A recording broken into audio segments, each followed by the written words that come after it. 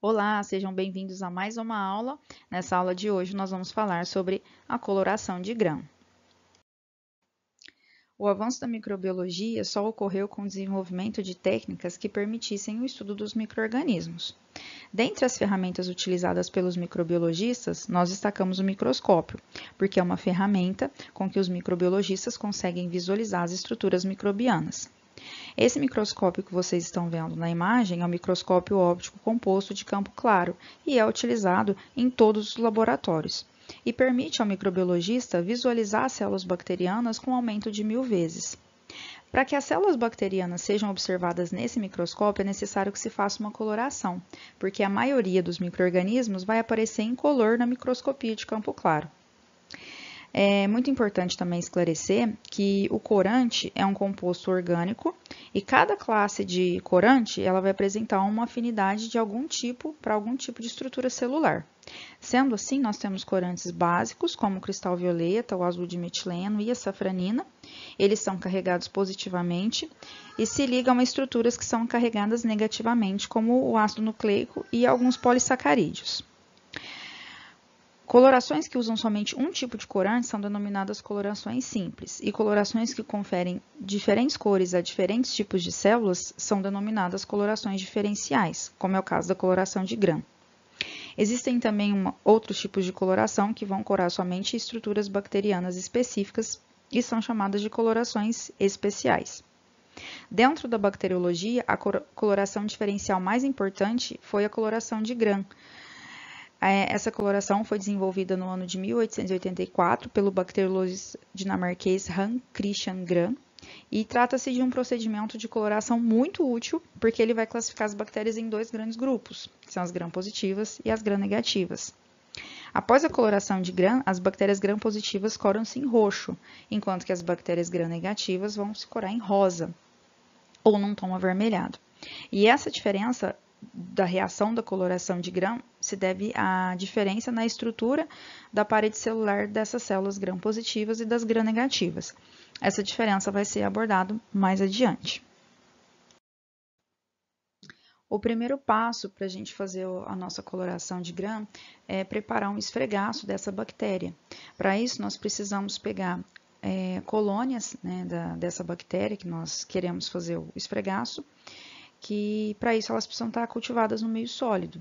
Então, nós pegamos uma ou duas colônias, isso vai depender do tamanho dessa colônia. Se for uma colônia muito gorda, muito grande, nós vamos pegar uma colônia só. Se for uma colônia pequenininha que ela tiver, aí a gente pode pegar umas duas, às vezes até 3 colônias para fazer o esfregaço. Então, como que é feito? Com o auxílio de uma alça de platina que já foi flambada, nós pegamos as colônias e vamos esfregar essas colônias sobre uma lâmina. Só que essa lâmina, que tem que estar bem limpa e seca, nós vamos ter que pingar uma ou duas gotinhas de solução salina, né, que é o soro fisiológico. Então, nós vamos esfregar nossas colônias em cima dessas gotinhas de soro fisiológico, esfregando, e vamos esperar ela secar. Após ela secar, com o auxílio de uma pinça, nós vamos passar ela umas 3 vezes sobre o fogo, a parte inferior da lâmina, tá? Nós não vamos passar a bactéria diretamente no fogo, nós vamos passar a superfície inferior da lâmina no fogo umas 3 vezes, bem rapidinho, para que ela seque completamente. Esse procedimento vai fazer com que as bactérias fixem na lâmina e não sejam removidas durante o processo de lavagem e de coloração. O processo de coloração de Gram é bem simples.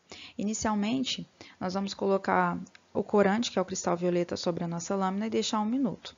Após esse tempo, nós retiramos o excesso do corante com água destilada e já aplicamos o Lugol, que é o mordente. É uma solução de iodo. Deixamos mais 1 minuto. Retiramos então o excesso desse Lugol com água destilada e vamos então aplicar o agente descorante, que é o álcool acetona. Nós passamos então, lavamos a lâmina com álcool acetona de maneira bem rápida e lavamos depois, logo em seguida, com água destilada. Depois, nós vamos aplicar o contracorante, que é a safranina. Deixamos 30 segundos. Retiramos o excesso, lavamos a lâmina com água destilada e deixamos essa lâmina secar. Depois que ela está seca, nós vamos aplicar uma gotinha de óleo de imersão sobre a nosso esfregaço, nossa bactéria que já foi corada, e nós vamos observar no microscópio óptico na objetiva de 100, que vai dar um aumento final de 1000 vezes. Essa imagem ela é muito interessante porque ela foi feita, né, através do microscópio, mostrando um esfregaço misto, né?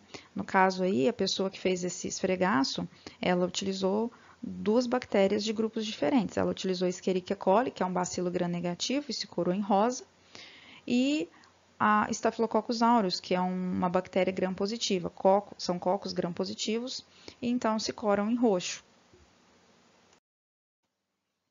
A diferença na coloração de Gram, como dito anteriormente, ocorre por causa da diferença da parede celular das bactérias gram-positivas e gram-negativas. As bactérias gram-positivas apresentam uma parede celular composta de peptidoglicano, e essa camada de peptidoglicano é muito espessa. Já as bactérias gram-negativas apresentam uma fina camada de peptidoglicano, mais uma membrana externa, constituindo sua parede celular. Quando nós aplicamos o cristal violeta, ambas as células vão reter o corante. Quando nós aplicamos o Lugol, vai formar um complexo insolúvel chamado cristal violeta iodo, e esse complexo, quando nós aplicamos o álcool acetona, ele não vai conseguir ser removido das bactérias gram-positivas, porque o álcool acetona vai desidratar a parede celular das bactérias gram-positivas. E com isso, a porosidade vai diminuir e a permeabilidade vai ser reduzida. Então, esse complexo cristal violeta e iodo não sai. Já o álcool acetona tem um efeito diferente na parede celular das gram-negativas. O álcool acetona vai conseguir extrair os lipídios, aumentando a porosidade e, consequentemente, vai aumentar a permeabilidade dessa parede celular. E, então, o complexo cristal violeta e iodo vai ser removido, deixando essas células descoradas. Assim, quando nós aplicarmos a safranina, as células gram-negativas vão ser coradas em rosa.